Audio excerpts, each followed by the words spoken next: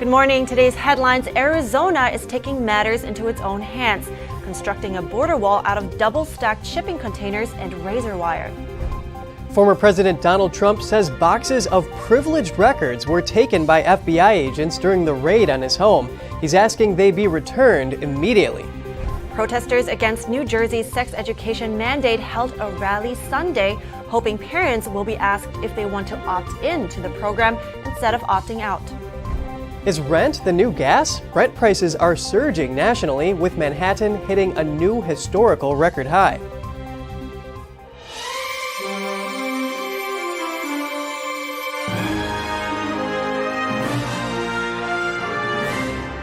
Good morning. Welcome to NTD. I'm Kevin Hogan. Good morning, and I'm Evelyn Lee. Good to have you. Happy Monday, everyone. It's August 15th. And over the weekend, Arizona began double stacking shipping containers, linking them together to close a 1,000-foot gap in the border wall. State officials say they can't wait any longer for the Biden administration to take action. Arizona Governor Doug Ducey tweeted pictures of the construction on Sunday. The state plans to fill 3 gaps in the border wall, totaling 3,000 feet over the next few weeks. The makeshift wall will be topped with razor wire, and it will measure around 22 feet tall when completed. The existing border wall is 30 feet high. The Biden administration authorized completion of the Trump-funded U.S.-Mexico border wall near Yuma last month. The area is one of the busiest spots for illegal crossings. The federal government put the project out to bid this week, but the process could take weeks or months. Biden pledged during his campaign to end all future wall construction, but has since changed his stance, citing safety. And with the Remain in Mexico program ending last week, Arizona now wants to take matters into their own hands. Border agents have arrested more than 160,000 illegal migrants from January through June in the Yuma area, nearly quadruple the amount from the same period last year. In 2021, the total was over 180,000 for the year, in sharp contrast to the around 9,000 illegal crossers arrested in 2020. Agents recorded over 140,000 gotaways since October 1st, 2021 in the Tucson sector. Those are illegal border crossers who are spotted but are never caught. Fox News reporter Bill Malugin tweeted Texas's Del Rio sector has seen approximately 400,000 illegal crossers since October, not including gotaways. Elon Musk responded to the tweet saying 400,000 from one border crossing in less than a year, and strange that this receives very little attention in the media. The Department of Homeland Security says more than 500,000 gotaways have crossed the U.S.-Mexico border since the fiscal year for 2022 began on October 1st, averaging over 55,000 per month. The FBI seized classified documents from former President Donald Trump's Mar-a-Lago home. Now, Trump says boxes of privileged attorney, client, and executive materials were among them. He's demanding those to be returned immediately. Trump made the demand in a social media post on Sunday. Attorney-client privilege refers to confidential communications between a client and an attorney. He says agents knowingly should not have taken them. The unsealed property receipt says some of the documents taken were marked top secret. The warrant in the case says he's under investigation for possibly violating provisions under the Espionage Act and obstruction of justice. Trump says he was cooperating with the National Archives and federal officials for months prior to the raid. A rally against new sex education mandates was held in Woodbridge, New Jersey on Sunday. Public schools in the area are required to start teaching new guidelines this year. NTD's Jeremy Sandberg with what those in attendance had to say about the new requirements. Whose values do you want passed on to your kids? Yours or the government's? Yours or the state's? The new 66-page curriculum guide from the Department of Education includes talking about masturbation and gender identity to elementary students, as well as abortion by the end of grade 8. Teaching kids about the scientific names of their sex parts. Fine for a biology or anatomy class. Teaching them ways to use their parts. Extremely inappropriate. The rally against the new mandate was organized by the group No Left Turn in Education. Paul Lund, a director for the organization's Central New Jersey chapter, says he wants to bring truth to the conversation. The wisdom that I grew up with has gone thrown out the window. There's no such thing as absolute truth anymore. Everyone's got their own truth. And if everyone's truth is valid, then truth is meaningless. It's like an opinion. Everyone has one. And so I want to bring truth to the conversation. Many in attendance said they felt it was their responsibility to teach their children about sexual education. I feel that it's very contradictory to my moral values and our family's moral values. The little children, young as 5 years old, 6 years old, being taught about different genders, different sexuality, as children in 8-year-old or something being learned about masturbation and things like that. That should not be taught in school. Parents are able to opt out of the sex ed program, but some are concerned the new guidelines will be hidden in other subjects even if they do. When he's in school, I don't want him to be taught something that contradicts what my husband and I are teaching him at home. In New Jersey's Middletown School District, parents will be asked if they want to opt in to the new curriculum instead of opting out, meaning parents will be told in advance what will be taught in each day's lesson and have to give permission for their child to attend. What makes them arbiters of what's age appropriate when it comes to student sexuality? Why would a public school employee be entrusted? The rally aimed to raise public awareness to the issue in hopes Woodbridge will do the same. Jeremy Sandberg, NTD News. Movie star Anne Heche's story comes to a close after her severe crash over a week ago. The actress has been taken off life support following her car accident 10 days ago. She crashed her Mini Cooper into a house on August 5th. The woman was declared legally dead on Friday despite retaining a heartbeat. She had been kept on life support so her organs could be donated to a compatible person. The candidate was found on Sunday. The actress was 53 and leaves behind 2 sons. And some updates on Salman Rushdie. The acclaimed author is now off the ventilator and his health is improving. That's according to his agent and son. He was stabbed repeatedly at a public appearance on Friday, 33 years after Iran's then supreme leader called for him to be killed. After being airlifted to a hospital in Erie, Pennsylvania, Rushdie was put on a ventilator following hours of surgery and was unable to speak as of Friday evening.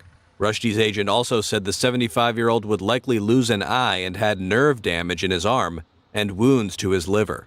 Rushdie was set to deliver a lecture on artistic freedom in western New York when police say a man rushed the stage and stabbed him. The suspect, 24-year-old Hadi Matar of Fairview, New Jersey, pleaded not guilty to charges of attempted murder and assault at a court appearance on Saturday. Rushdie, who was born into an Indian Muslim family, has lived with a bounty on his head since 1989, when the supreme leader of Iran urged Muslims to kill him over his novel The Satanic Verses, which some Muslims said contained blasphemous passages.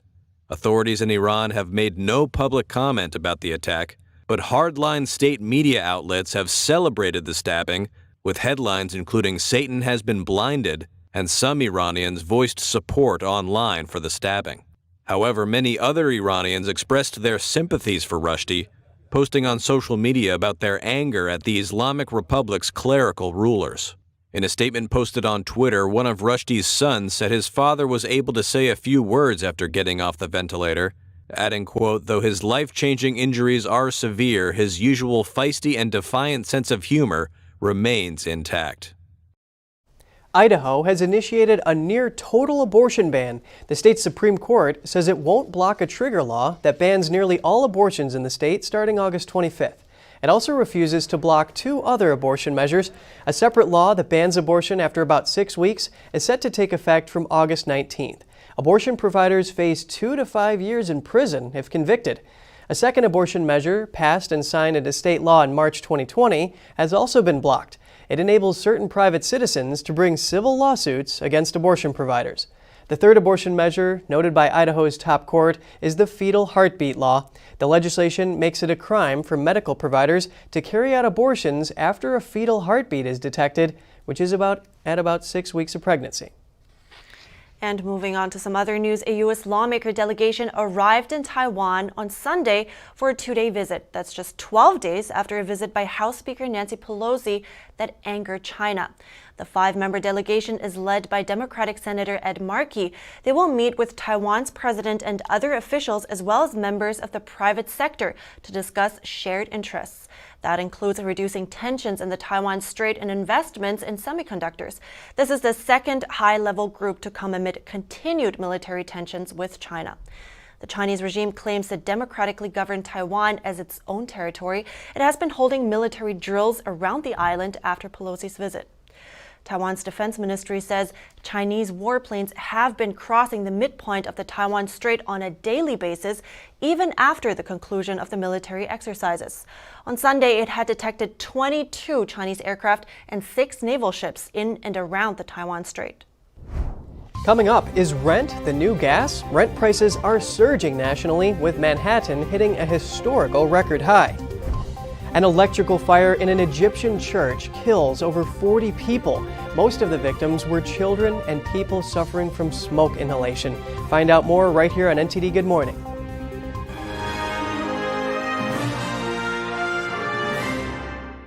That was a shooting gallery up there. I could hear the tremble in his voice. She suffered a fairly severe beating. The video is pretty graphic. Justice for us seems almost impossible. It's not fun to watch somebody die, and they knew she was in mortal peril. They have not asked the hard questions. Why was the Capitol intentionally unsecure that day? The FBI had information about security concerns before January 6th. They're out for blood, and they're getting it.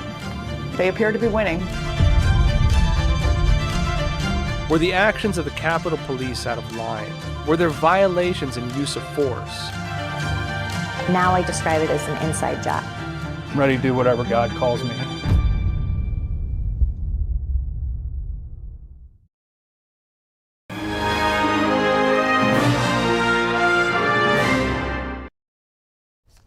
Welcome back. Rent is getting more expensive. That's nationally.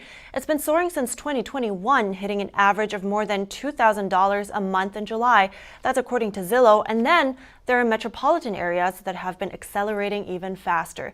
New York City especially, the average rent in Manhattan just hit an all-time record high of more than $5,100 a month. Royal Caribbean Cruises announced it will allow unvaccinated passengers on its ships in certain locations. A spokesperson says the company will drop its COVID-19 vaccine requirements as long as testing requirements are met. The company previously required guests aged 12 and older to show proof of vaccination before they could get on ships in North America. Similarly, Carnival Cruise Line is easing COVID-19 testing requirements for vaccinated passengers. They will also allow unvaccinated people to travel without an exemption. The changes go into effect next month. Passengers who are vaccinated must continue to provide evidence of their vaccination status before they board. Several weeks ago, the CDC ended its COVID-19 reporting rules for ships, prompting cruise operators to ease guidelines. And over in China, videos show flash floods hit one city in the Sichuan province, killing 7 and injuring 8 over the weekend. After mountain rains, a torrent of water came rushing down a river in the popular recreational spot of southwestern China. The water flow in the lower reaches of the river suddenly increased in just 10 to 20 seconds. Video footage shows tourists in a riverbed being overwhelmed by floodwaters. Several people were washed away, including some children. Others were seen running from the fast approaching water. Another video circulating online shows a man with a child who got stuck in the flood, getting dragged away by the current. Tragically, the child didn't make it. Authorities deployed emergency rescue teams to the site. Last Friday, a 75-year-old man was trapped in flooding water in Mojave County, Arizona. A helicopter was sent out to rescue him. The Mojave County Sheriff's Office received a call from a bystander that a Jeep had driven into the wash. They said it rolled over onto its passenger side, was surrounded by rushing water, and was floating down the wash. A 75-year-old male was located on top of the vehicle, sitting on the driver's door. Due to the location of the Jeep in the wash, it was determined that an Arizona DPS Western Air Rescue helicopter would be used to conduct the rescue. The 75-year-old was transported back to Search and Rescue's command post, where his family took him home. The sheriff's office says he is very lucky to be alive. And out of the Middle East, a fire ripped through a packed Orthodox church during morning services in Egypt's capital on Sunday. It has killed at least 41 people, including at least 18 children. 45 were injured. About 5,000 worshipers were gathered for Sunday Mass when it happened. The fire blocked an entrance to the church, causing a stampede. Witnesses say that several trapped congregants jumped from upper floors of the church to try to escape the intense flames. 16 people were injured, including 4 policemen involved in the rescue effort. The cause of the blaze was not immediately known. Police say an initial investigation pointed to an electrical short circuit. These types of electrical fires have happened before in Egypt. In 2020, at least 7 were killed when a fire hit a hospital treating COVID patients. And over in Germany, Germany plans to give priority and materials and equipment essential for energy production on the country's rail networks. Water levels have been falling on the Rhine, causing disruptions to transport on the river. While Germany is tackling an energy crisis, Germany's railway operator has given preference to trains carrying mineral oil, products, and hard coal for power generators. Officials say the Rhine water level in Cologne was at just over 2 feet on Sunday. Unusually hot and dry weather are causing the low levels, making it impossible for many fully loaded vessels to navigate the critical shipping route. Vessels need around 5 feet to sail fully loaded. And coming up next, a gang boss turns minister through the forgiveness of a woman he robbed at gunpoint. Find out more after the break.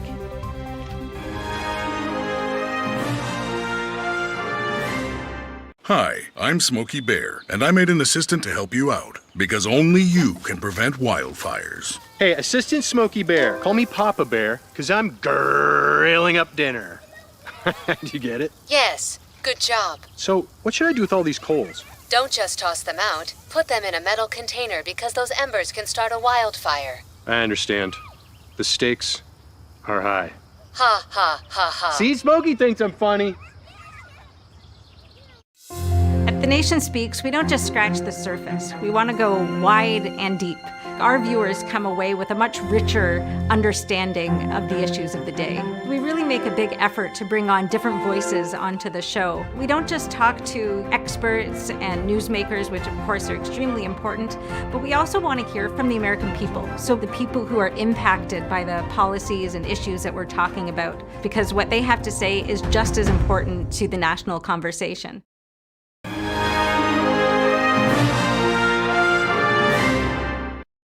Welcome back. The tightest squeeze on living standards since at least the 1960s is forcing many pet owners in the UK to make a tough decision.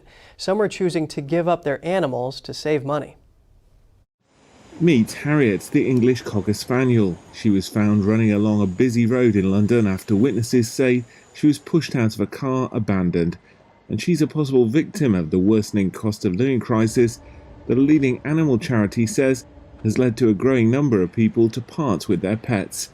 Harriet's now one of hundreds of dogs and cats currently being looked after by England's famous Battersea charity, and similar centres around the country say they're seeing record inquiries for dog and cat returns. The tightest squeeze on living standards since at least the 1960s is forcing many owners to decide the additional cost of food and vet bills isn't manageable.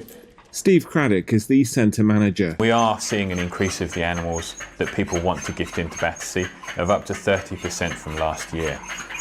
Whilst we don't have any specific data, we are seeing that some of these animals are because people are no longer able to look after them. They're no longer able to afford their care, particularly things like veterinary care. One particular case is Magpie. There's a cat that's come into Battersea Dogs and Cats Home just this week. Magpie has been brought in by its owner because has become pregnant, and the owner is no longer able to afford to care for Magpie or her kittens once they're born. The trend follows a surge in demand for pets during the COVID-19 pandemic lockdown. It also comes amid warnings of recession and as UK households are dealing with a massive crisis in their energy bills. They're set to triple in January, and some charities have warned it could put millions of people into poverty. Dogs Trust currently has 692 dogs needing homes in centres across the country. It said the last time it had seen anything like this was in the wake of the 2008 financial crash. For now, it means plenty of fluffy faces. They're just hoping someone can give them a permanent home.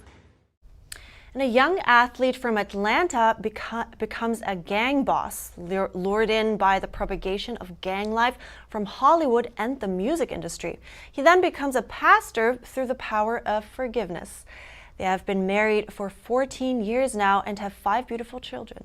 This is Terrell Scott and his wife, Brandy Scott. They're both ministers in Atlanta, but they weren't always believers in God. I didn't think I would wake up in a prison cell one day because of running a gang. In the 90s, a crack cocaine epidemic was plaguing the entire country. Prisons were filled, young lives ruined or lost, and many families were destroyed by the scourge of drugs and gang violence. Terrell and Brandy were among them. My senior year of high school, my mom passed away, and when she passed away, it really just sent me over the edge with my drug use. So when I was younger, I started making bad decisions and got to running with the wrong crowd, but there was a part of me that wanted the power and the control that came through gang life. He started substance abuse after a neck injury during sports. Influenced by his social environment and driven by his ambition to always be the best, Terrell, a gifted athlete, eventually formed a gang of his own. We were listening to gangster rap and watching movies like Al Capone and things like that. So the glamour of it looked good, and listening to Tupac and Biggie and a lot of these rappers that promoted violence, drug use, and a number of other things, it really captivated my mind and pulled me in. Terrell and his friends began running drugs and pulling armed robberies on other dealers, and Brandy was one of his victims. He sent people with guns to rob my connection. So at this point, my mom's dead, I'm strung out, my best friend just turned his back on me, and I hated life. I felt no reason to live. Fortunately, Brandy had turned her own life around through faith, overcoming addiction, and realizing forgiveness was the key to being forgiven. When my heart was changed and I truly forgave this man, I found out he went to prison for trafficking cocaine. Terrell's downward trajectory hit a dead end at the age of 21. He went from attending college on a full scholarship straight to prison for cocaine trafficking. Halfway through my prison sentence, I'm recruiting and running a gang. I am not thinking about transformation, change, or turning around. After a violent run-in with a fellow inmate that led to Terrell being confined in isolation for 6 months, his heart started to cry, and he began questioning his life choices. God sent a woman I had robbed at gunpoint to come and share the gospel with me. I was able to get into the prison as a minister of the gospel and to look him in the face and tell him, look, I forgive you. I forgive you for what you did. Those words rocked me to the core. And then she looks me in the face and said, you've been leading people the wrong way your whole life.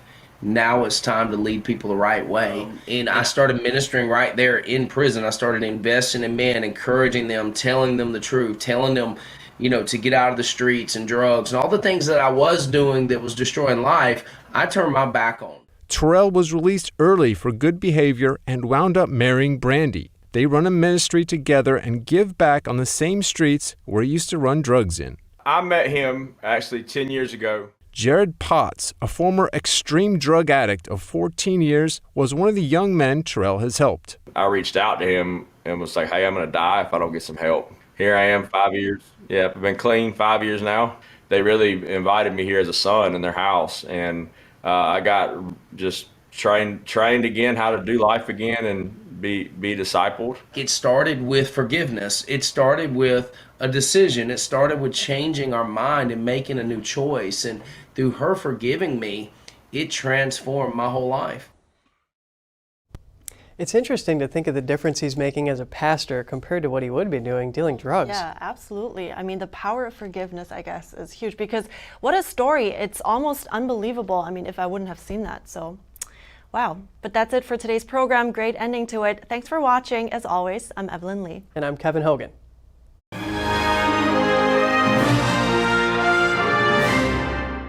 Thanks for watching us on YouTube. Did you know YouTube only keeps selective videos on its platform? So if you want to make sure you get the full picture, just subscribe to our newsletter. Go to newsletter.ntd.com and sign up. It's free.